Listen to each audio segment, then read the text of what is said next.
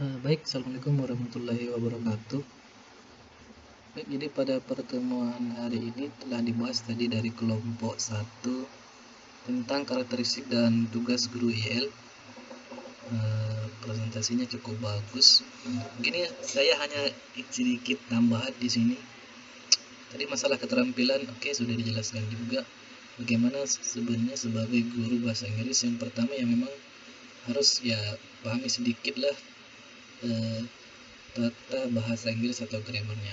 Terus kalau vocabulary ya sehari-hari yang di sekitar kita saja, yang paling kayak animal, around us, ataupun nama-nama buah dan semacamnya kayak banana, apple, itu kan udah. Nah, kemudian pelajari pelafalan yang benar. Ini misalnya ngomong fruit atau watermelon, gimana sih ngomong yang benar? Nah, itu bisa juga kita pelajari, kan sekarang sudah banyak canggih, bisa juga dipelajari pakai kamus elektronik atau semacamnya, bisa juga mendengarkan lewat Google Translate. Nah, itu yang dipelajari yang harus dimiliki. Kemudian intonasi dan tekanannya juga, ini dalam pelafalan bahasa Inggris kan kalau salah penyebutan salah arti juga. Nah, spellingnya, masalah ejaan. Nah, ejaan juga harus bahasa Inggris yang basic saja, jangan mengajarkan yang sudah level yang tinggi, nanti ya pusing juga. Oke, kemudian kultur penutur bahasa Inggris. Nah, bagaimana sih penyebutan yang benar orang sana itu, orang native speakernya. Nah, itu juga harus kita pelajari, tapi nggak biasanya kalau sudah misal di kamus atau di apa bisa tahu. Kemudian, menguasai instruksi-instruksi di kelas. Oke, ini bisa dalam pembukaan, melalui membuka kelas, misalnya hello bos. Nah, ini sudah dijelaskan tadi. Stand up itu apa sih? Kalau duduk diperintahnya gimana? Kalau suruh diam gimana? Nah, itu. Ini kayak instruksi juga, listen to me. Kalau nyuruh diam ya berarti keep silent atau silent please, stand up. Nah, itu. Itu dikasih kosakata di dalam kelas yang pasti digunakan di dalam kelas ini. Oke, write in date, look at the board, dan semacamnya. Oke. Kemudian, nih boleh juga kita memberikan pujian. Good, excellent, again, don't worry, no problem. Nah, itu. Nah, kalau mengakhiri, kalau sudah mau kegiatan finishing, kegiatan apa misalnya ke kelompoknya sudah selesai, ya ini finish, hurry up, stop writing, stop. Itu ini simple aja yang dipelajari, kalimat-kalimat perintahnya. Itu yang perlu time is up itu apa sih, kapan menggunakannya. Kalau sudah selesai, oke, time is up. Nah, itu.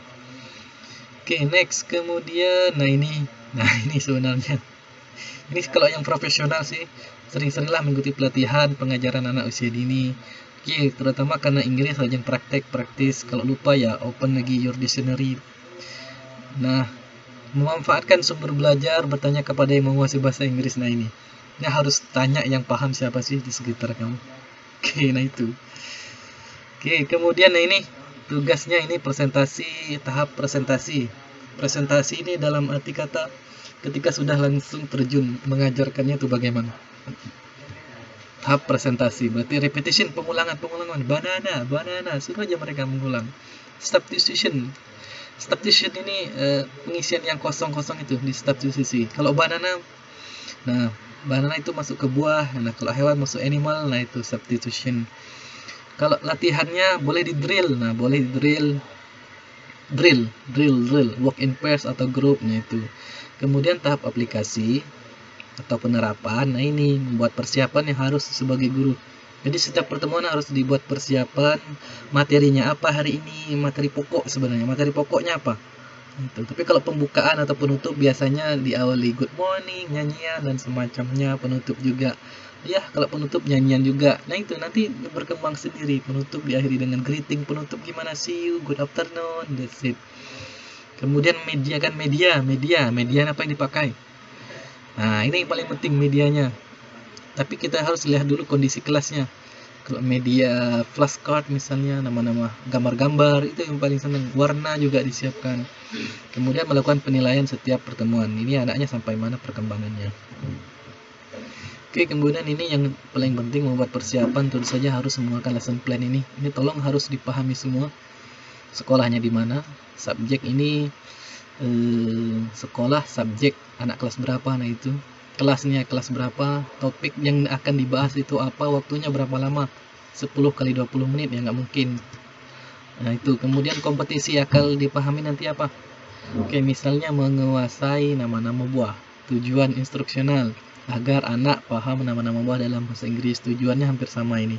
Kemudian materinya apa? Sumber belajarnya dari mana? Materi digunakan misal nama-nama buah. Sumber belajarnya dari flashcard ataupun karton. Nah itu, media yang digunakan nah ini. Kemudian langkah-langkah harus ada kalau pembukaan kegiatannya ngapain. Oke, misalnya bisa dengan nyanyian ataupun mengucapkan greeting, menyebutkan nama-nama hewan, nama buah. Kemudian beberapa aktivitas pokok ini aktivitas intinya apa? Hari ini sebenarnya tujuannya apa? Kemudian penutup bisa juga diakhiri dengan nyanyian itu. Misalnya kalau anak-anak misalnya senang itu nyanyi aja, nyanyi ataupun nyanyian sederhana atau fun game. Nah kalau kalian auto itu isi aja dengan fun game. Tapi tentu saja harus ada unsur bahasa Inggrisnya. Nah, kemudian ada assessment. Assessment ini penilaian. Sudah sampai mana hari ini? Kurangnya apa kita? Nah itu. Ini nanti tolong harus fokus diperhatikan ini masalah ini lesson plan rencana pembelajaran hari ini apa. Nah ini harus diisi semua nanti. Oke, kemudian menyiapkan materi. Nah ini menyiapkan materi, rekaman pengalaman, catatan, brosur dan semacamnya.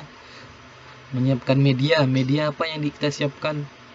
Ada media visual, audio visual. Nah kalau visual gambar, foto dan semacamnya. Radio kalau yang audio visual TV, film, VCR atau itu LCD apa namanya, proyektor. Oke. Media untuk kegiatan misalnya flashcard, picture, poster. Nah ini harus dipersiapkan semua. Kemudian terakhir adalah assessment. Nah ini penilaian menyeluruh di akhir kegiatan. Kurangnya apa sih hari ini? Anak-anak kurangnya di mana? Nah itu sebenarnya fungsi guru itu juga harus menilai dirinya, kekurangan apa hari ini, kelebihannya apa, anak-anak sudah sampai mana. Itu semuanya harus diperhatikan menjadi sebagai guru yang profesional. Oke, saya kira itu sih sebagai sedikit tambahan menjadi seorang guru anak usia dini atau English for Young Learners. Oke, kira itu. Terima kasih. Assalamualaikum warahmatullahi wabarakatuh.